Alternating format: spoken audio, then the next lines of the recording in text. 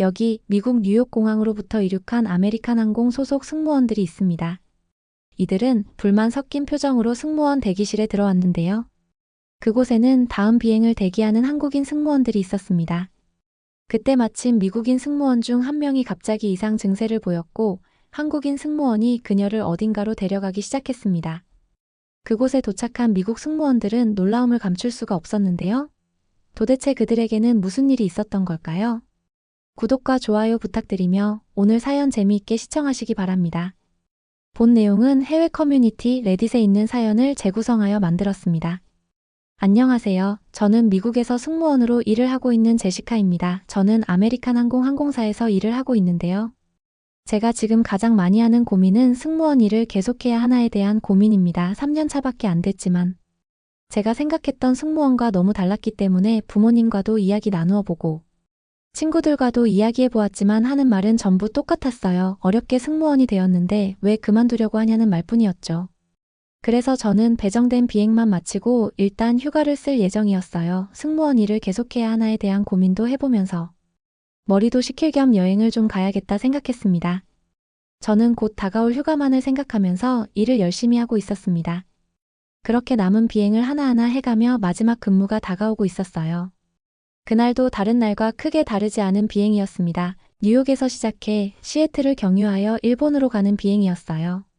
몸이 별로 좋지 못했던 저는 스트레스 때문이겠지 대수롭지 않게 생각하고 진통제 하나를 삼킨 뒤 비행을 시작했어요. 그렇게 저는 휴가 전 마지막 비행이라는 생각에 약간 들떠 있었던 것 같아요. 하지만 그 기쁨도 오래가지 못했습니다. 비행은 시작되었고 그날따라 기체의 움직임이 약간 어색하게 느껴졌어요. 원래 불규칙한 느낌을 주는 것이 일반적이긴 하지만 혹시 문제가 생길지도 모른다는 마음에 부기장님께 보고했습니다. 하지만 부기장님은 별일 아니니 신경 쓰지 말라고 하셨죠. 요즘 난기류가 좀 있어 그렇게 느낄 수 있다며 괜찮다고 걱정 말라 말씀하셨습니다. 그렇게 비행은 계속되었고 도착 시간을 한참 앞둔 시간 갑자기 기장님께서 비행기에 이상이 있다며 지금 당장 비상 착륙을 하고 정비를 받아야 할 것 같다고 말씀하셨어요. 저희 루트에서 가장 가까운 곳에 한국의 인천국제공항이 있었고 항공관제센터와 교신을 하여 그곳에 착륙 허가를 받았습니다. 한국의 인천국제공항은 처음 가보는 곳이었어요. 한국은 정치적으로 불안한 곳이고 개발도상국 정도로 생각했기 때문에 한국을 가기보다는 일본을 들렀으면 하는 마음이 컸습니다. 일본은 아시아에서만 알아주는 나라가 아니라 전 세계에서도 인정받는 선진국이니까요. 일본은 지난 비행 때에도 몇 번 방문한 적이 있었는데 그때마다 친절한 사람들과 깨끗한 거리가 꽤 인상적이었습니다. 맛있는 음식도 많았고요. 저는 일본만이 가지고 있는 고유한 문화와 기술이 참 좋았었던 것 같아요. 그래서 당연히 아시아권에 들르면 일본을 방문하는 노선을 선호했던 거예요.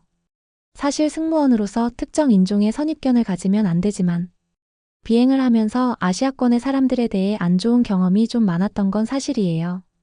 비행 중에 시끄럽게 대화하는 건 물론이고 머물고 간 자리는 먹고 남긴 음식 찌꺼기, 얼룩 때문에 청소하는 시간이 배로 들었죠. 또 성격은 얼마나 급한지 말도 못해요. 무언가를 주문하면 시킨 순간부터 재촉하기 시작하곤 했습니다. 그리고 그들은 기내에서 제공하는 모든 서비스를 다 제공받겠다는 마음에서인지 음료부터 라면, 스낵까지 끝도 없이 주문했죠. 특히 어떤 분은 음료 주문을 한 지 30초도 안 되어서 대체 언제 주문했는데 아직 음료가 안 나오냐는 고객님도 계셨어요.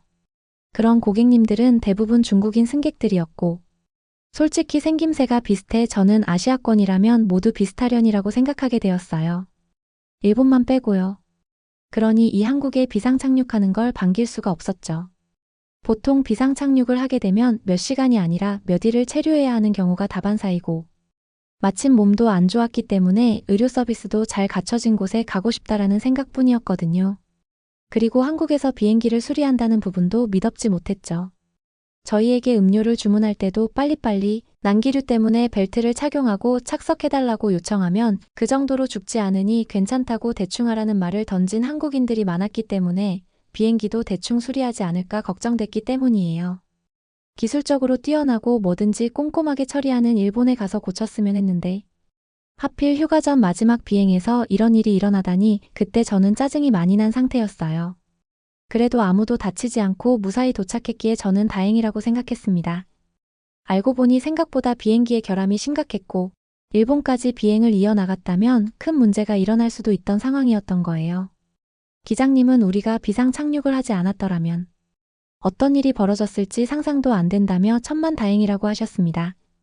1시간만 더 가면 일본인데 라는 생각을 하던 저는 다행이라 생각하기로 하고 숙소에서 며칠 푹 쉬다 나오자고 마음먹기로 했어요. 어차피 한국에 대해 잘 모르기도 했지만 딱히 구경하고 싶은 것도 없었고 돌아다니기 위험할 것 같아 그렇게 마음먹기로 한 거예요. 기장님께서 정비하는 데는 하루 정도 소요될 것 같다고 말씀하셨지만 저는 기대도 하지 않았어요. 단순결함을 수리하는데도 보통 하루 이상은 걸리곤 했었거든요. 심지어 저희 비행기의 경우 간단한 단순결함이 아니었기 때문에 역시 한국인들은 또 대충 하려는 모양이구나라는 생각을 떨칠 수 없었죠. 저는 슬슬 걱정이 되기 시작했어요.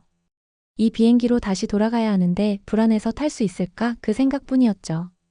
어쨌든 저희는 현 상황을 승객분들께 전달했고 갑자기 바뀐 일정에 불만을 토로하시는 분들도 계셨지만 안전하게 비상 착륙한 것에 대한 안도감을 가진 분들이 압도적으로 많았습니다.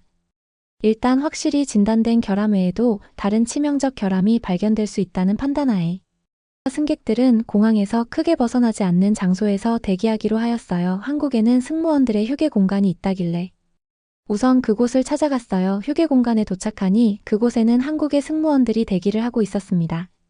한국에 자주 가던 친구에게 말로만 듣던 한국 승무원들은 정말 놀라웠어요. 마치 연예인처럼 세련되고 아름다웠거든요. 머리 스타일링부터 메이크업까지 하나하나가 완벽했어요. 미국 승무원들도 단정하고 예쁘지만 한국 승무원들은 마치 뷰티 전문가 같았어요. 나중에 물어보니 다들 메이크업이나 헤어스타일링 팁을 공유하면서 서로 도와준다고 하더라고요. 하지만 놀라운 것은 그들의 외모뿐만이 아니었어요. 그들은 하나같이 프로페셔널했고 친절함은 이루 말할 수 없을 정도였습니다. 하지만 그때였어요. 제 몸에 갑자기 열이 오르며 어지러워지기 시작한 거예요. 하늘이 빙그르르 도는 것 같았죠. 그렇지 않아도 컨디션이 좋지 않았던 제가 비상 착륙을 하게 되면서 놀라고 지쳤던 거예요. 갑자기 긴장이 풀리자 오한이 들기 시작한 거죠. 그때 저를 옆에서 보고 있던 한국인 승무원들은 놀라서 저를 어디론가 데려갔습니다. 약국을 가는 거라면 나는 약이 있으니 괜찮다고 말했지만 그들은 말없이 웃기만 하며 걱정 말고 따라오라고 하더군요. 솔직히 열이 펄펄 끓는 와중에도 한국에서 약을 사 먹고 싶은 생각은 추호도 없었어요. 솔직히 어떤 약일지 알고 먹겠어요? 그냥 평소에 먹던 비상약이면 충분할 거라는 생각이 들던 찰나 저는 병원에 도착해 있었어요. 공항 내에 병원이 있다고? 놀란 저는 해봐야 조그만 간이 치료소겠지 라고 생각했어요. 하지만 내부로 들어서자 최신 설비가 갖추어진 의료시설을 보고 놀라지 않을 수 없었죠. 제 눈앞에 나타난 건 마치 작은 종합병원 같았어요. 현대적인 의료 장비들이 가득했고 의사와 간호사들 같은 전문 인력들이 항시 대기하고 있었죠. 심지어 처방부터 링거 치료까지 한 번에 가능하다니. 저는 그저 세상에 이게 정말 공항 맞나요? 라는 말밖에 나오지 않았어요. 미국의 대형 공항들도 이 정도 의료시설은 없거든요. LA 공항에서 승객이 아팠을 때 응급 콜센터를 불러야 했던 제 경험이 떠올랐어요.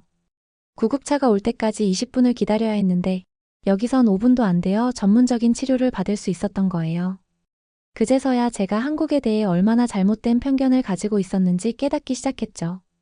하지만 감탄을 계속할 겨를도 없이 저는 고열로 정신이 혼미해지기 시작했어요. 추워지기 시작했고 곧바로 쓰러질 것만 같았죠. 그때 한국인 의사 선생님이 저를 잡아주신 뒤 베드에 눕혀주셨기에 망정이지 그분이 아니었다면 저는 바닥으로 고꾸라졌을 거예요. 능숙한 영어로 제 상태를 물으시면서도 제가 불편하지 않도록 천천히 설명해 주시는 모습이 인상적이었죠. 걱정 마세요. 곧 나아질 거예요 라는 말에 왜인지 마음이 놓이면서도 살짝 설레더라고요. 간호사 선생님께서 링거를 놓으실 때는 더욱 놀라웠어요. 주사 바늘이 들어가는 것도 모르게 정말 부드럽게 놓으시더라고요. 아프진 않으세요? 라고 물어보시는데 목소리도 차분하고 진심 어린 걱정이 느껴졌어요. 그 후 제 상태를 체크하러 오신 의사 선생님은 제가 편하게 쉴 수 있도록 조명도 조절해 주시고 담요도 가져다 주셨죠. 치료받는 내내 시시때때로 상태를 체크하러 오시는데 매번 따뜻한 미소를 잃지 않으셨던 게 기억에 남아요. 전문적이면서도 친절한 모습에 아, 이런 게 한국의 의료 서비스구나 하는 생각이 들면서도 솔직히 다른 생각도 살짝 들었다니까요. 의사 선생님이 얼른 나와서 편하게 한국을 여행하실 수 있도록 도와드릴게요 라고 말하며 저를 안심시켜줄 때는 당신같이 멋진 남자랑 함께라면 이곳도 여행해 볼 만하겠는데 라는 생각까지 들 정도였습니다. 링거 치료를 받고 몇 시간을 푹 휴식하자 제 몸은 놀랍게도 많이 회복되었어요. 감사 인사를 한 뒤 조금은 개운해진 몸과 마음으로 공항으로 나왔습니다. 신속히 빠른 치료가 이루어진 덕분에 금방 회복한다는 기분이 들었어요. 하지만 놀라움은 거기서 끝나지 않았습니다. 의료센터에서 나오는 길에 본 공항의 풍경들은 저를 더욱 놀라게 만들었어요. 그중 단연코 가장 인상적이었던 것은 한국 남성들의 자연스러운 배려였어요. 무거운 캐리어를 든 여성에게 자리를 양보하고 에스컬레이터에서는 한쪽으로 비켜서서 뒷사람을 배려하며 공공장소에서도 조용히 자기 할 일을 하는 모습들이 놀라웠어요. 이때부터 한국은 내가 생각했던 것과는 조금 다른 나라구나 라는 생각이 들었고 체류하는 동안 이 나라를 다녀보고 싶다는 생각마저 들기 시작했어요. 이런저런 생각을 하며 캐리어를 끌고 승무원 휴게실로 돌아와 보니 한국 승무원들이 무언가를 맛있게 먹고 있었어요. 컨디션이 좋지 않아 계속 끼니를 걸렀다 보니 얼마나 배가 고팠겠어요? 마침 허기가 지기 시작했던 저는 그 음식이 뭔지 물었어요. 한국 승무원들은 그들이 먹고 있는 음식이 비빔밥이라고 알려주었습니다. 비빔밥? 뜻을 물어보니 밥과 야채를 비벼 먹어서 비빔밥이라고 한다더군요. 사실 저는 채식주의자라 외국으로 비행을 나가면 먹을 수 있는 것을 찾는 게 일이었어요. 대부분의 나라들이 식재료나 조리법이 다양하질 않아 채식주의자들이 먹을 수 있는 메뉴가 한정적이었거든요. 근데 이 비빔밥은 채소가 잔뜩 들어가 있어 저도 먹을 수 있을 것 같았습니다. 마침 배도 너무 고팠고요. 한국인 승무원들은 허기가 질 때 갑자기 매운 걸 먹으면 배가 아플 수 있다며 맵지 않은 간장 양념을 권해주었어요. 까맣게 생긴 양념이 뭘까 큰 기대를 하지 않고 밥과 야채와 비벼 조그맣게 한 입 떠먹었어 보았죠. 어머나, 그런데 이게 무슨 맛이래요? 신선한 야채와 고소한 기름 냄새, 달짝지근한 양념의 조화가 환상적인 거예요. 게다가 밥이 있어 먹으면서도 건강한 포만감이 느껴지는 거 있죠? 맛도 맛이지만 한 그릇에 다양한 색감의 야채들과 계란을 잘게 썰어 올린 노란 고명, 빨간 당근이라니. 눈으로만 봐도 침이 고이고 배가 부를 것 같은 비주얼이 더욱 놀라웠어요. 해외에서는 늘 샐러드나 빵으로만 끼니를 때워야 했는데 이렇게 건강하고 맛있는 채식 음식을 만날 수 있다니 정말 놀라웠죠. 허겁지겁 한 그릇을 비우는 제게 어떤 승무원은 말했어요. 꼭 고기가 들어가 있지 않아도 맛있게 먹을 수 있는 훌륭한 음식이 한국에는 정말 많다고요. 그러면서 조그만 접시를 내밀었는데 거기에는 하얗고 길쭉한 음식이 아까 그 간장 소스에 버무려져 있었습니다. 조심스레 한 입 먹어보니 쫄깃한 식감이 너무 환상적인 거예요. 이게 뭐냐고 묻자 그들은 웃으며 떡볶이라고 했죠. 맵지 않은 간장 떡볶이라 제가 잘 먹을 수 있을 것 같았다는 거예요. 한국인들은 보통 그걸 맵게 먹는다더라고요. 빨간 색감이 보기만 해도 매워 보이긴 했지만 입안에 침이 고이는 것 같았어요. 간장 떡볶이를 한 입 먹은 뒤 용기 내어 매운맛도 먹어보기로 했죠. 처음엔 입에서 불이 나는 것 같았지만 그게 가라앉고 나니 알싸한 맛이 계속 먹게 되는 거예요. 그렇게 5개 정도를 정신없이 부채질을 해가며 먹었던 것 같아요. 이걸 대체 어떻게 만드는 건지 레시피를 물어 휴대폰에 저장해 두었어요. 미국으로 돌아가 꼭 가족과 친구들에게 이 요리를 해줘야겠다고 다짐했죠. 실제로 이 음식을 드셔보신 저희 어머니는 떡에 푹 빠지셔서 미국에서 맛있는 떡집이라면 모두 찾아다니는 떡 예찬론자가 되셨어요. 쫄깃한데 고소한 끝맛이 별미라면서요. 언젠가 한국에 꼭 가서 직접 먹어보고 싶다고 말씀하셨죠. 그렇게 배가 부르고 나니 그제서야 공항을 구경할 힘이 좀 생기는 것 같았어요. 사실 힘도 힘이지만 둘러보고 싶은 흥미가 생긴 거죠. 캐리어를 끌고 공항을 구경하던 중 문득 특이한 광경이 눈에 들어왔어요. 곳곳에 휴대폰 충전 거치대가 있었는데 정말 많은 사람들이 자신의 소중한 전자기기들을 그냥 꽂아두고 가더라고요. 아이폰, 갤럭시, 아이패드까지. 거치대마다 비싼 기기들이 줄지어 있었죠. 미국이었다면 상상도 할 수 없는 광경이었어요. LA 공항에서는 충전하려면 자물쇠로 잠기는 유료 충전함을 써야 하고 그마저도 도난 위험 때문에 다들 자리를 지키고 있어야 하거든요. 하지만 여기서는 도난 사건을 걱정하지 않는 눈치였어요. 심지어 충전 중인 최신형 아이폰 옆에서 다른 사람이 자기 폰을 충전해도 서로 눈치 보거나 불안해하는 기색이 전혀 없었죠.